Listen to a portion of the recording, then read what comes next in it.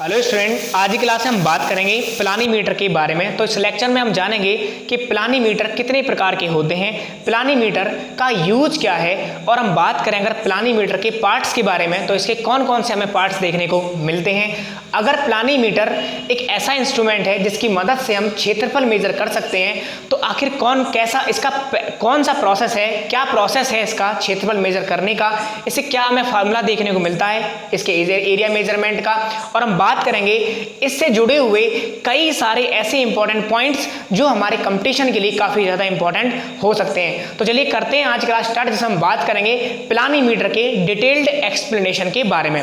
इस क्लास को आपको विदाउट स्किप करे देखना है, क्योंकि मैं चाहता हूं कि इस क्लास को आप विदाउट स्किप करे अगर आप देखेंगे तो आपको मैक्सिमम से मैक्सिमम आपको बेनिफिट देखने को भी मिलेगा। तो चलिए करते हैं आज क्लास स्टार्ट, जिसमें हम बात करेंगे सबसे पहले प्लानीमीटर क्या होता है।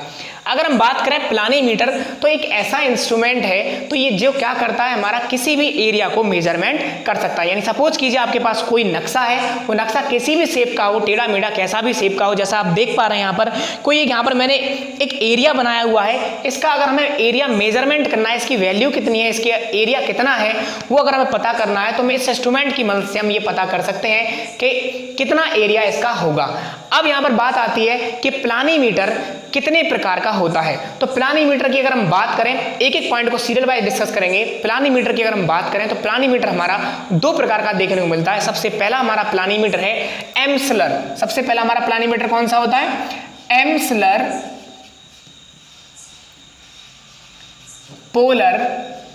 Polar planimeter. तो फर्स्ट टाइप का जो हमारा प्लानीमीटर है जो कि सबसे ज्यादा यूज होता है, तो आपको यहां पर ये भी याद रखना है मोस्टली यूज्ड, यानी सबसे ज्यादा यूज होने वाला हमारा प्लानीमीटर जो है मोस्टली यूज, सबसे ज्यादा यूज होने वाला हमारा प्लानीमीटर कौन सा है? एमस्लर पोलर प्लानीमीटर है। ये प्लानीमीटर हमारे कुल दो प्रकार के हैं। सबसे पहला हमारा प्लानीमीटर है एमस्लर पोलर प्लानीमीटर, जबकि दूसरा प्लानीमीटर होता है हमारा रोलिंग प्लानीमीटर। तो यहां पर मैं लिखूंगा दूसरा प्लानीमीटर हमारा कौन सा है? Rolling planimeter. तो अब यहां पर हमने बात की कि प्लानीमीटर हमारा दो प्रकार का है, लेकिन सबसे ज्यादा हम कौन सा यूज करते हैं? सबसे ज्यादा हम यूज करते हैं एमस्लर पोलर प्लानीमीटर। अब बात हमने यहां पर दो पॉइंट पर डिस्कस किया कि प्लानीमीटर क्या होता है। एक ऐसा इंस्ट्रूमेंट जिसका हम यूज एरिया मेजरमेंट करके लिए करते हैं, चाहे वो कैसा भी एरिया टेढ़ा मेढ़ा हो सकता है, और ये दो प्रकार के होते हैं, एक एमस्लर पोलर, दूसरा रोलिंग प्रकार का, जिसमें सबसे ज्यादा मोस्टली यूज करने वाला हमारा मोस्टली यूज में आने वाला कौन सा है? एमस्लर पोलर प्लानीमीटर होता है। तो आज हम जो डिस्कस कर रहे हैं, जिस प्लानीमीटर की हम बात कर रहे हैं, वो हमारा एमस्लर पोलर प्लानीमीटर ही है। तो यहां पर देखें कंस्ट्रक्शन ऑफ, ये जो मैंने प्लानीमीटर लिखा है इसके ऊपर आप लिख लेंगे एमस्लर पोलर प्लानीमीटर। यानी आज हम जो डिस्कस कर रहे हैं वो कौन सा प्लानीमीटर है? एमस्लर पोलर प्लानीमीटर। आप यहां पर देख पा रहे हैं मैंने एक डायग्राम बनाया हुआ है। इस डायग्राम जो मैं आपको फिगर दिखाई दे रहा है, ये भी हमारा एमस्लर पोलर प्लानीमीटर की हम बात यहां पर कर रहे हैं। अब इस डायग्राम में हमारे यानी इस प्लानीमीटर में कौन कौन से पार्ट्स हैं उसके बारे में हम डिस्कस करेंगे। तो सबसे पहले यहां पर हम देखेंगे इस पार्ट्स में आप यहां पर देख पा रहे हैं मैंने एक रेड कलर की यहां पर पट्टी जैसे नजर आ रही है, ये हमारी क्या है? आर्म है, यानी भुजा है। किसकी? प्लानीमीटर की। प्लानीमीटर में अगर हम बात करें इसके पार्ट्स के बारे में तो इसके दो ही सबसे ज्यादा इंपॉर्टेंट पार्ट्स होते हैं। एक तो हमारी आप देख पा रहे हैं रेड कलर की जो हमें आर्म्स दिखाई दे रही है, यानी जो भुजा दिखाई दे रही है ये पूरी रेड कलर की, इसे हम कहते हैं पोलर आर्म। क्या कहते हैं इसको हम? Polar arm. तो पहली जो हमारी आर्म है इसको हम क्या कहते हैं? पोलर आर्म, जैसा कि आपको यहां पर दिखाई दे रहा है पोलर आर्म। तो पोलर आर्म के बारे में और क्या क्या जान सकते हैं? ये हमारी एक स्मॉल आर्म होती है। कैसी? स्मॉल आर्म, यानी एक हमारी छोटी भुजा है। किसकी? प्लानीमीटर की दो भुजाएं, एक हमारी पोलर आर्म, दूसरी हमारी ट्रेसिंग आर्म।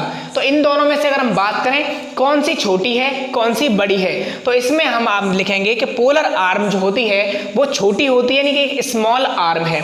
दूसरा, इसकी जो लेंथ है वो फिक्स रहती है। ये जो पॉइंट्स मैं यहां पर आपको बता रहा हूं वो पॉइंट्स आपको यहां पर अपने नोट्स में नोट करने हैं। अब यहां पर हमने बात की कि पोलर आर्म जो होती है स्मॉल आर्म होती है, और यहां पर मैं लिखूंगा इसकी जो लेंथ है इसकी लंबाई यानी कि इसकी लेंथ कैसी होती है हमारी, फिक्स्ड रहती है, फिक्स्ड रहती है, यानी इसकी लेंथ हमारी कैसी है, फिक्स्ड रहती है, यानी इसकी लेंथ हमारी वेरिएबल नहीं है, चेंज नहीं होती है। अब यहाँ पर बात करेंगे, ये जो दोनों आर्म हैं वो क्या है, एक हिंज द्वारा, एक कील द्वारा, यहाँ पर आप देख पा रहे हैं ब्लैक कलर का आपको पार्ट नजर आ रहा है, ये हमारा क्या है, हिंज है। ये हिंज द्वारा कैसे होती है, एक दूसरे से ये दोनों कनेक्ट होती है। अब यहाँ पर आप ये कह सकते हैं कि इस तरीके से चलती है, एक ही पॉइंट पर हमारी ये दोनों रोटेट होती हैं, एक ही पॉइंट, और वो पॉइंट कौन सा होता है हमारा, ये हिंज वाला पॉइंट होता है। अब पोलर आर्म में अगर हम बात करें, आपके सामने यहाँ पर एक ड्रम जैसा दिखाई दे रहा है। इस ड्रम में जो आपको ये नॉक दिखाई दे रही है बॉटम में, इसको हम कहते हैं निडल पॉइंट। क्या कहते हैं इसको, निडल पॉइंट। इसको एक और नाम से जानते हैं जो कि काफी इंपॉर्टेंट है, एंकर पॉइंट। क्या कहते हैं इसको हम, एंकर पॉइंट। ठीक है, तो ये हमने बात की कि हमारी जो प्लानीमीटर है उस प्लानीमीटर में हमारी दो आर्म्स हैं, जिसमें सबसे पहली आर्म हमारी पोलर आर्म्स है और दूसरी आर्म हमारी कौन सी है, ट्रेसिंग आर्म है। अब देखिए ट्रेसिंग आर्म यहाँ पर हमने बात की। अब पोलर आर्म में हमने और क्या जाना कि इसकी जो लंबाई है वो ये छोटी होती है, यानी स्मॉल आर्म है, और इसकी लेंथ हमारी वेरिएबल नहीं है और ये फिक्स होती है। ये सारी मैंने बात जानी। अब आगे हम बात करेंगे और कि जो पोलर आर्म है उसके एंड पर यानी किनारे पर क्या होता है, एक हमारा ड्रम लगा रहता है। इस ड्रम में कुछ वेट होता है, क्या है हमारा, एक वेट कह सकते हैं, यहाँ पर वेट लगा रहता है। अब इस के नीचे यानी इस ड्रम के नीचे हमारा एक हमें पॉइंट, एक शार्प पॉइंट नजर आता है और वो पॉइंट हमारा कहलाता है निडल पॉइंट, या फिर इसको हम कहते हैं एंकर पॉइंट। अब यहाँ पर बात करते हैं कि आखिर इसका यूज क्या है। अगर हम बात करें इस आर्म की और इसके ड्रम के वेट की, तो देखें जिसका हमें एरिया मेजरमेंट करना है, सपोज कीजिए आपको यही एरिया मेजरमेंट करना है, इसी का आप क्षेत्रफल मेजर करना चाहते हैं, तो अब क्या करेंगे, इसका मेजरमेंट अगर हम करेंगे तो जो ट्रेसिंग आर्म है उस ट्रेसिंग आर्म पर हमारी जो पिन लगी हुई है इसे हम ट्रेसिंग पिन कहते हैं, इसे हम ट्रेसिंग पिन कहते हैं। अब ट्रेसिंग पिन को हम क्या करेंगे, कहीं पर भी जहां पर भी हमें हमारे मैप पर जगह मिलती है वहां पर वेट रख देंगे और इस आर्म को हम क्या कर देंगे, स्थिर कर देंगे, यानी फिक्स कर देंगे, और ये वेट की वजह से हमारे एक ही पॉइंट पर क्या रहेगी, फिक्स रहेगी। फिर हमें जिसका एरिया मेजरमेंट करना है उस पर ये वाली जो सुई आपको दिखाई दे रही है, जो निडल आपको दिखाई दे रही है, जिसे हम ट्रेसिंग पिन बोला है, इस ट्रेसिंग पिन को जिसका एरिया हमें मेजर करना है उस पर हम ऐसे क्लॉकवाइज डायरेक्शन में चलाते जाते हैं, और जिस पॉइंट से स्टार्ट किया है उसी पॉइंट पर आके हम क्या करेंगे, फिनिश कर देंगे। सबसे पहले तो हम क्या करेंगे, जिसका एरिया मेजरमेंट करना है वहां पर एक पॉइंट फिक्स करेंगे और उसको हम क्लॉकवाइज डायरेक्शन में इसी पॉइंट को हम चलाते चले जाएंगे, जबकि ये वाला पॉइंट कैसा हमारा, कहीं एक जगह चार्ट पर या किसी भी जगह पर ये फिक्स रखा रहेगा, और ये हिंज की मदद से आपस में मूव कर सकते हैं, आगे आगे पीछे हमारी इस तरीके से क्या करेंगे, दोनों आर्म्स हमारी मूव कर सकती हैं। अब ये पूरा जो सेट है जो ब्लू कलर का आपको दिखाई दे रहा है और जो ब्लैक कलर का इसमें अटैच है, ये पूरा का पूरा क्या होगा, चलता रहेगा। और किस तरीके से चलेगा, इस नक्शे पर हम चलाते रहेंगे ट्रेसिंग पिन को, और इसका हम एरिया मेजरमेंट कर सकते हैं। तो हमने यहाँ पर बात की किस किस के बारे में, एरिया मेजरमेंट कैसे होगा, अभी हमारा पूरा प्रोसेस हम पढ़ेंगे, कौन से फॉर्मूले इसमें लगेंगे, अगर आप न्यूमेरिकल भी करना चाहते हैं तो वहां उसके लिए भी हम बात करेंगे। तो अब देखेंगे हमने सारे पार्ट्स डिस्कस किए या नहीं। तो सबसे पहले हमने पोलर आर्म के बारे में हम बात समझ गए कि पोलर आर्म के बारे में डिटेल में बात हो गई। उसके बाद में एंकर पॉइंट क्या है, निडल पॉइंट क्या है, इसके बारे में बात हो गई। आप सारे पॉइंट्स क्या करेंगे, लिखते जाएंगे जो जो मैंने अभी आपको बताया। दूसरा ट्रेसिंग आर्म क्या है, इसकी जो दूसरी आर्म थी जिसको हमने ट्रेसिंग आर्म बोला। अब ट्रेसिंग आर्म में हम और क्या जान सकते हैं, ट्रेसिंग आर्म में हम ये जान सकते हैं कि जो इसकी जो लेंथ है, तो यहां पर हम लिखेंगे ट्रेसिंग आर्म की लेंथ, आर्म की लेंथ यानी इसकी जो लंबाई है वो कैसी होती है, वेरिएबल होती है, वेरिएबल होती है। इसकी लंबाई कैसी होती है, हमारी वेरिएबल होती है। और साथ में हम बात करेंगे कि जो हमारी पोलर आर्म थी वो स्मॉल आर्म है, तो ये हमारी कैसी है, लॉन्ग आर्म होती है, यानी ये इससे लंबी हो सकती है। होने को तो ये एडजस्टेबल है, वेरिएबल है, छोटी बड़ी हो सकती है, लेकिन ओवरऑल अगर इसकी फुल लेंथ हम खोलें तो ये हमारी कैसी होती है, लॉन्ग आर्म, जबकि ये वाली हमारी होती है स्मॉल आर्म, पोलर आर्म। ठीक है, तो ये हमने बात की। अब इसके बाद क्या करते हैं, देखें जब भी हम किसी एरिया को मेजरमेंट करते हैं तो आप जानते हैं कि हमें कोई ना कोई तो रीडिंग देने वाला उसके अंदर इक्विपमेंट जरूर लगा होगा, यानी उसके अंदर कोई ना कोई तो रीडिंग पढ़ने वाला एपरेटस जरूर लगा होगा। तो जब हम इस ट्रेसिंग पिन को एरिया पर, जिसका एरिया में मेजरमेंट करना है, उसको हम चलाते हैं तो यहाँ पर कुछ ड्रम और यहाँ पर कुछ शक्ति और वर्नियर लगे रहते हैं। तो इसका एक ऐसा सेट है जो क्या करता है, रीडिंग को बताता है। और यहाँ पर एक इंडेक्स, एक इंडिकेटर भी, एक इंडेक्स लगा रहता है, एक सूचक लगा रहता है जो हमें रीडिंग पढ़ने में हमारी क्या करता है, इस पूरी असेंबली में हमारे क्या करता है, हम रीडिंग पढ़ने का काम करते हैं। तो यहाँ पर हम कहेंगे जो ग्रेजुएटेड ड्रम लगा है, जो कि आप यहाँ पर देख पा रहे हैं, ये जो रेड कलर में पहिया जैसा लगा है और ये जो ब्लैक कलर में आपको एक गोल पहिया जैसा लगा है, तो ये हमारा ग्रेजुएटेड ड्रम है, जबकि ये वाला हमारी क्या है, गोल चकती है। और इसके साथ में हमारा एक वर्नियर और एक इंडिकेटर यानी इंडेक्स भी लगा होता है, जो हमारा क्या करता है, रीडिंग पढ़ने में मदद करता है। तो ये तो हमने बात की यहाँ पर इसके पार्ट्स के बारे में। अब हम क्या क्या सीख चुके हैं कि प्लानीमीटर के पार्ट्स क्या क्या होते हैं, उसको हमने डिटेल में डिस्कस किया। दूसरा, इसका प्लानीमीटर कितने प्रकार का होता है, उसको हमने डिस्कस किया। यूजेस ऑफ प्लानीमीटर की हमने बात की। तो यहां पर हम लिख सकते हैं कि एरिया मेजरमेंट के लिए हम इसका यूज करते हैं, एरिया मेजरमेंट के लिए हम प्लानीमीटर का यूज करते हैं। ठीक है, अब चलते हैं हम कि प्लानीमीटर के बारे में, इसका प्रोसेस क्या है, कि किस प्रकार ये एरिया मेजरमेंट करता है और इसका फार्मूला क्या हमें देखने को मिलता है।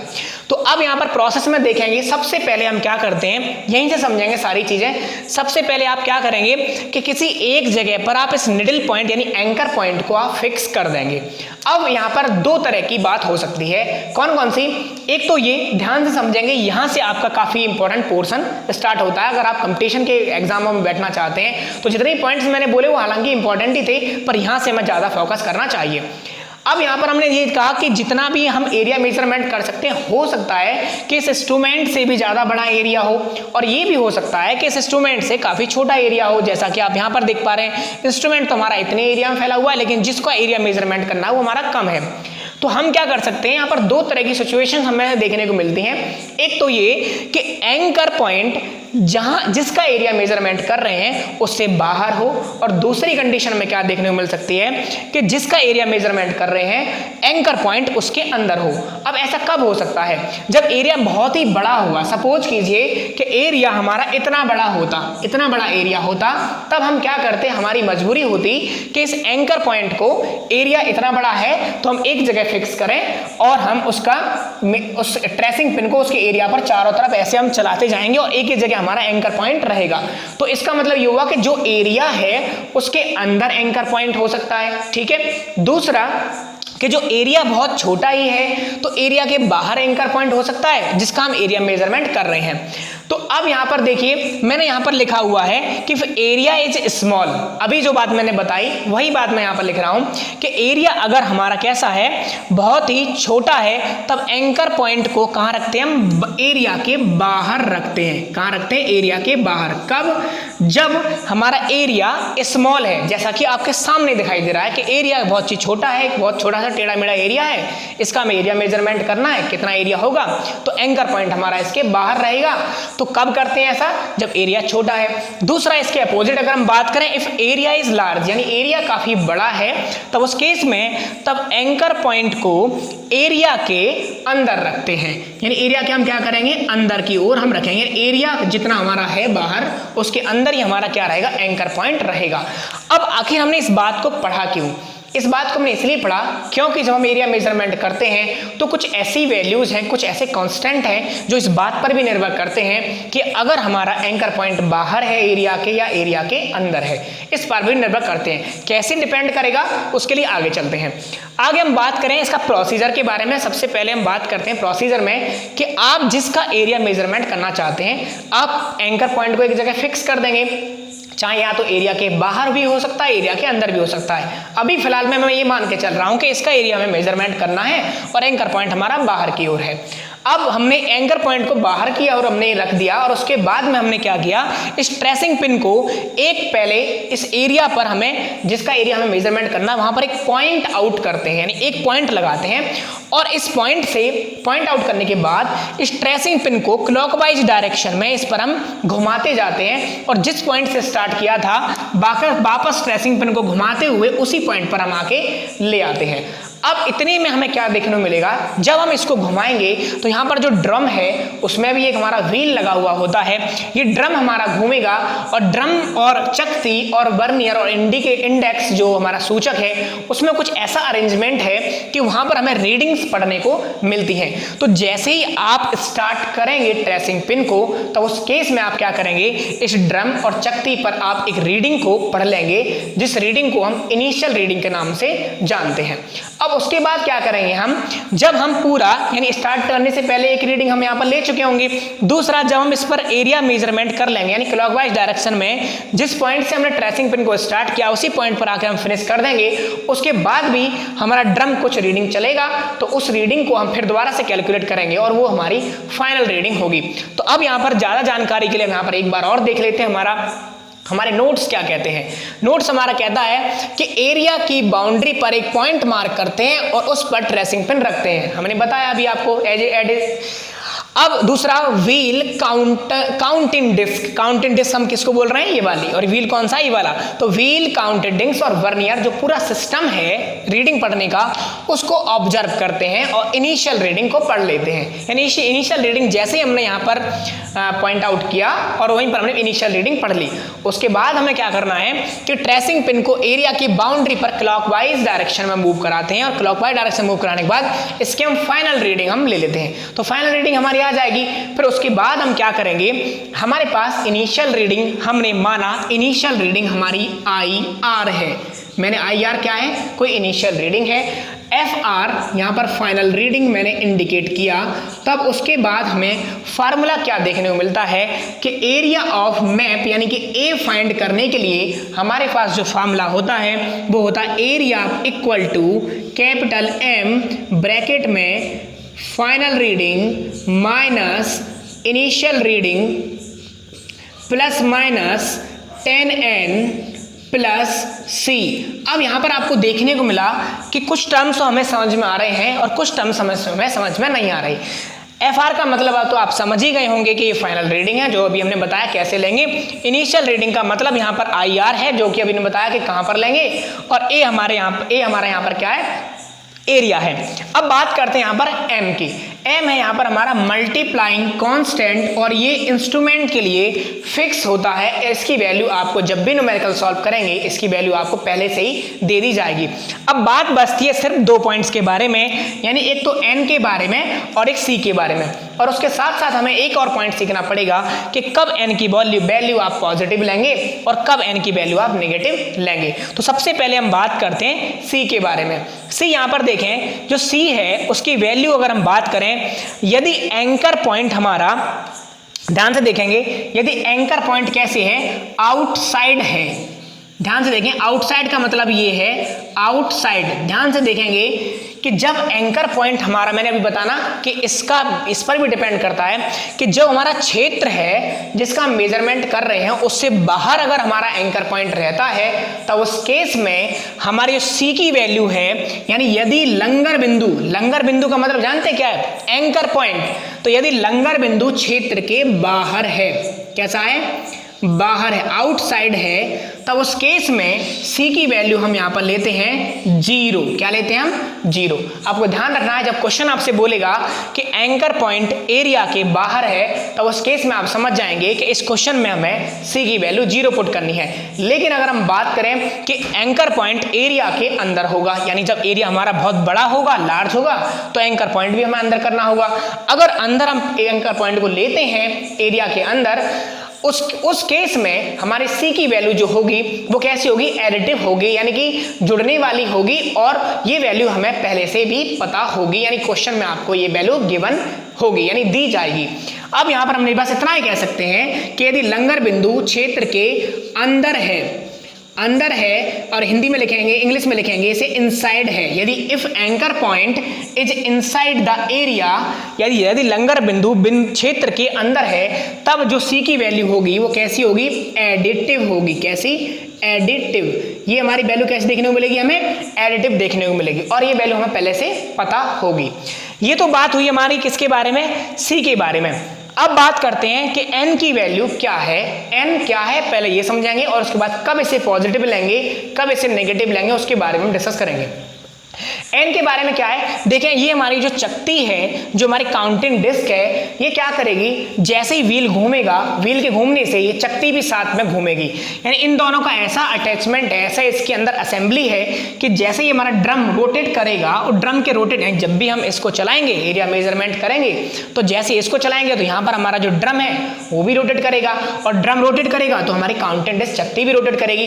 तो चकती अगर हमारे जो हमारा इंडेक्स है, जो हमारा सूचक है, उसको हमारी क्या करती है, कितनी बार क्रॉस करती है, यानी कि चकती का जीरो मार्क हमारे इंडेक्स को कितनी बार करता है, कितने नंबर्स में, जैसे 10 बार क्रॉस किया है, 20 बार क्रॉस किया, 25 बार किया, कितने नंबर्स में क्रॉस किया, उसकी संख्या ही हमारी क्या कहलाती है, एन कहलाती है। तो यहां पर आप देख सकते हैं कि चकती के एन क्या है, चकती के शून्य पाठ्यांक, यानी चकती पर जो हमारा 0 नंबर है का स्थिर अंक इंडेक्स को पार करने की संख्या, क्या है, जो चकती पर जो 0 है वो इंडेक्स को, चकती पर जो 0 अंक है वो इंडेक्स को कितनी बार पार कर रहा है, यानी उसका चकती का 0 इंडेक्स को कितनी बार क्रॉस कर रहा है, कितनी बार पार कर रहा है, वो नंबर्स में जो संख्या आएगी वो हमारी एन होगी। अब सीधी बात यहां पर हम समझते हैं कि प्लस कब लेंगे और माइनस कब लेंगे। ये चीज हमें कितनी बार क्रॉस करनी है, कितनी बार नहीं करनी है, ये हमारे इंडिकेटर भी इंडिकेट कर देता है, यानी बता देता है कि इस चकती ने कि कितनी बार 0 यहां से क्रॉस किया हुआ है। इंडिकेटर से भी वैल्यू हमें मिल जाती है। अब यहां पर हम बात करते हैं कि व्हेन, यानी कब हमारा एन पॉजिटिव होगा, जब भी कभी चकती क्लॉकवाइज डायरेक्शन में उसको इंडेक्स को पार करेगी, क्लॉकवाइज डायरेक्शन में घूमते हुए इंडेक्स को पार करेगी। तो यहां पर लिखूंगा क्लॉकवाइज डायरेक्शन के लिए, क्लॉकवाइज डायरेक्शन के लिए, यानी हमारी जो चकती है वो क्लॉकवाइज डायरेक्शन में रोटेट कर रही है, क्लॉकवाइज डायरेक्शन में इंडिकेटर को 0 क्रॉस कर रही है, या फिर एंटी क्लॉकवाइज डायरेक्शन में उसका इंडिकेटर का 0 क्रॉस कर रही है, तब वो हमारी कितने जैसी डायरेक्शन होगी उसके हिसाब से हम उसको पॉजिटिव या नेगेटिव काउंट करेंगे।